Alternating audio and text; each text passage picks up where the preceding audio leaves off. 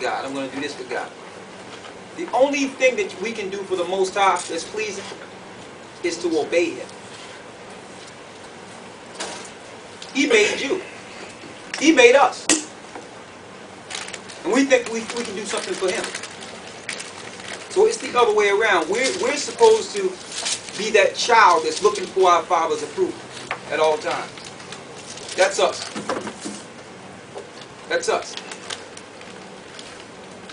It's like there's certain levels of understanding that comes that you'll get on every level. You can get knowledge, but the Lord tell you that the scriptures are manifold. We're going to go into the scriptures and show you there's different levels. And you get as much knowledge based on your obedience. Okay? So there's certain things the Most High can't give us if we don't obey. He will always show He loves us. Because as long as you have breath in you, there's an opportunity for you to get to the levels to connect. But obedience is the highest thing the Most High is looking at from us. I'm going to show you. I'm going to show you some things that you probably think that doesn't matter, but it's big time. And this is milk we're about to go into. This is milk. But unless you can actually master this level, you can't get to the next levels. This is the first thing the church should have taught people that came into their buildings. So what we'll do as servants and teachers, because that's what we are, we'll show you. We'll show you out of the Word. You can write it down yourself, then you can research it. Then after you have it for yourself, then you can go home and ask yourself, are you really obedient? That's between you and the Most High. You don't have to prove your obedience to me.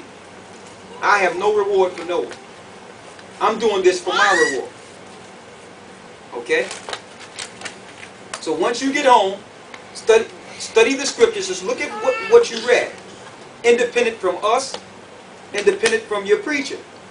And say, okay, according to this word. Somebody pass my sword here.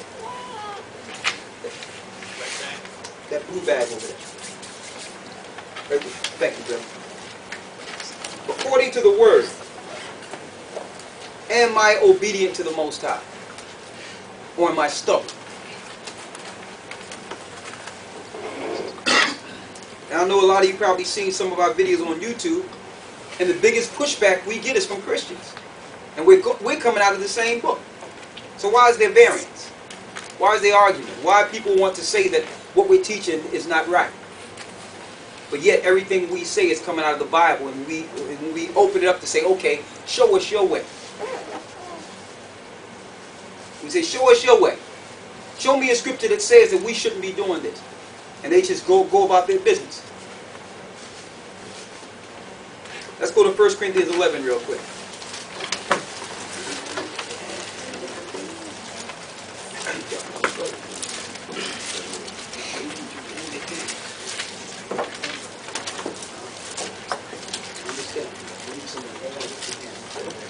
Yes.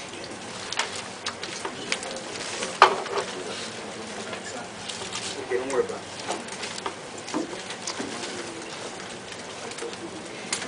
1 Corinthians 11. She's dealing with obedience. Let's start there.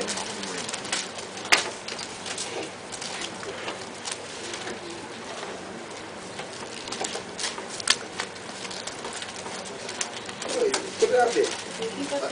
Another question I would like to ask brothers and sisters.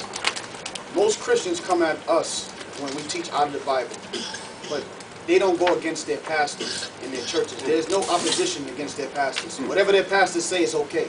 But if we go into the scriptures and pull out 50 to 100 scriptures showing this is the way that the Most High wants us to walk, why is there always opposition against us? Because it don't sound the same? Why? I want to ask, brother, let me ask you. Yeah. Oh yeah, that's what when I was growing up in church, when the pastor would say something that I was confused about, and I would say, well, can I raise my hand and ask him? And my mom was like, no, you can't ask him. Why is that? Well, that's what she told me. It's opposition because in the Christian church, growing up in there, you used to get flesh fed more than so your spirit. And when you actually touching on the spirit, you know, is lying dormant, and you know, and they know that it's something that's. Start at the first verse, please. 1 Corinthians chapter 11, verse 1. Be ye followers of me, even as I also am of Christ. So it says, be ye followers of me, even as I also am of Christ. So this is Paul speaking. Read. Now I praise you, brethren, that ye remember me in all things, and keep the ordinances as I delivered them to you. Now Christ was working through Paul to deliver the ordinances or the orders of the church.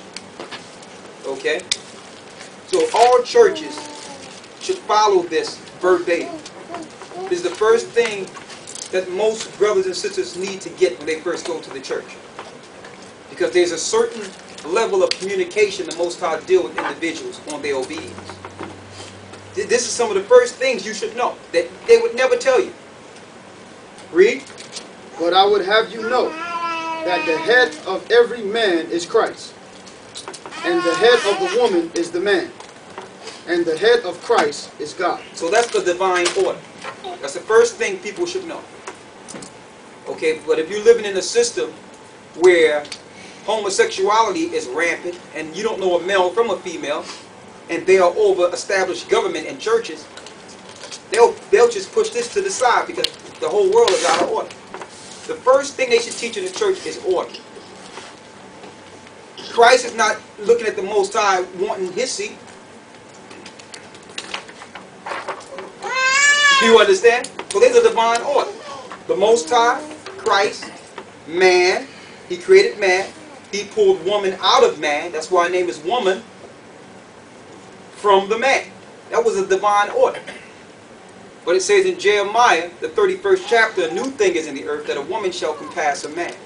Now you have women running the church. Yes, love our women as Christ loved the church and gave his life for it, like it says in Ephesians, the 5th chapter. Yes, we must love each other and respect each other, but there should be a line drawn.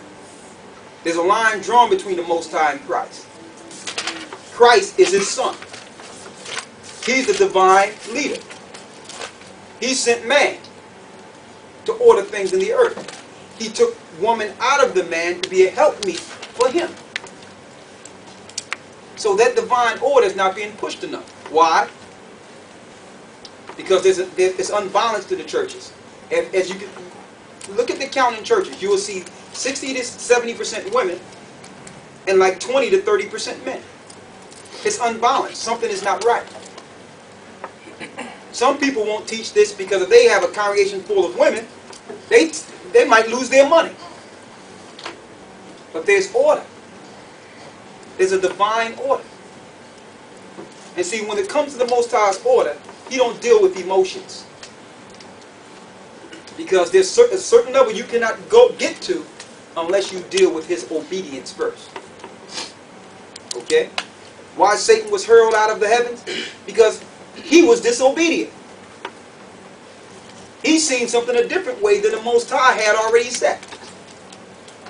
And that's the spirit that comes in us when we look at the divine order and say, well, I don't really agree with that. What did the Most High say? That's what's wrong with this world now. Everyone is doing what they want to do. And no one is looking at whether or not they're measuring their life and how they think and how they feel with the feelings of the Most High and the word of the Most High. Right? Read on. Verse 4. Every man praying or prophesying, having his head covered, dishonoreth his head. They should show this in the churches. And we execute this here, wherever we go. Any man of praying or prophesying that having his head covered, you dishonor Christ. So when the word is being read, we praying and we prophesying and we in the word of the Most High, you say you want to be obedient, the first thing you have to do as a man is uncover your head, because this is your spirit. As you can see, when we wear these things, the crown of our head is open. Okay? Because this is how we connect with the Most High. Certain understanding we can get because we are obedient to what this word says. Now some people might say, well, what does it Incoherent species entail? What you talking about? It's words you need to know.